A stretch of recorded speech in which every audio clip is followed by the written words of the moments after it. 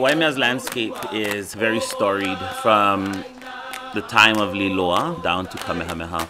Different ali'i or chiefs shaped this land in different ways. And these lands here, Alaohi'a, Noho'aina, Paulama, were said to be the most fertile.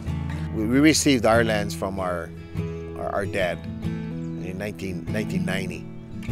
While in the police department, I was involved in some situations that I ended up with PTSD. And I used farming as my medicine. Put my hands back in the soil, and the aina, the land, rejuvenated me. And I realized that all our Native people need to be in this situation. But how could they if they were working on a full-time job? When we first started this, there was only 2 of 115 of the lessees here on Hawaiian Homes in this agricultural community. They were actually farming their land. So I created this hands-on farming for the working class system that I would work with these families for a year, put up a greenhouse, go through A to Z in business and farming, in a hope that from there they could take it on and move it forward. And that's where First Nations came in. First organization to jump in and fund my plan. The first day that Sharon and I moved into our home, here comes Mike and Trisha Hudson. He says, "You're gonna farm with me." We were the first batch of people to get the greenhouse, and we decided to be farmers. And they took us under their wing and taught us how to become farmers. And as we learned, we saw our plants grow and the fruits grew. When I'm involved in the planting, you know, it's such a soothing and therapeutic time for me.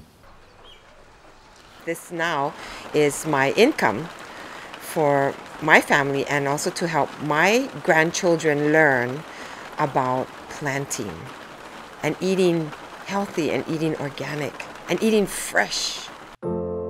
The money is secondary, and if you put your heart and soul in it, the money gonna come. We gotta get back and start farming, you know, and that's the important thing. You know, when Prince John Akuhio talked about self-sufficiency and self-determination, when he wrote the Hawaiian Homes Act, was put the Hawaiians back on the land and let them start farming their land again, because he knew what that was gonna do for us.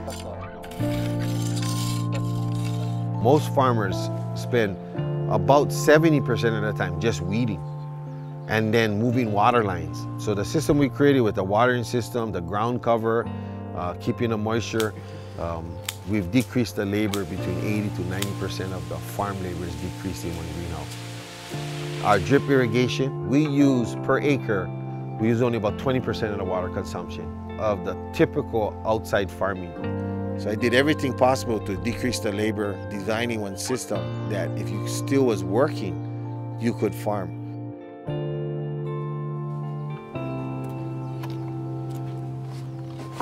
So today is a delivery day, and so we loaded up our van ready to go to deliver to all the hotels and to health food store in Waimea.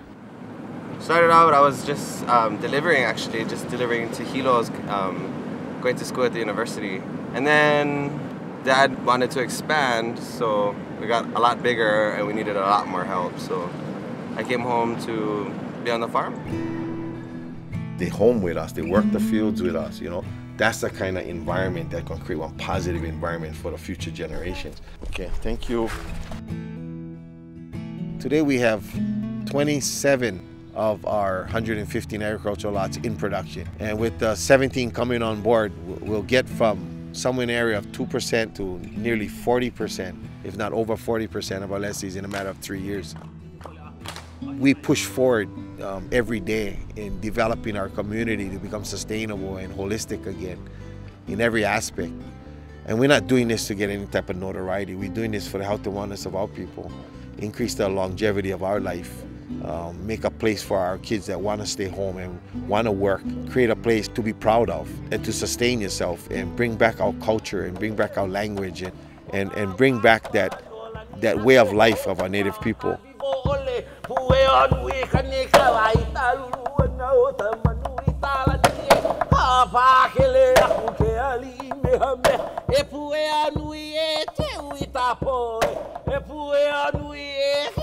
Tapo!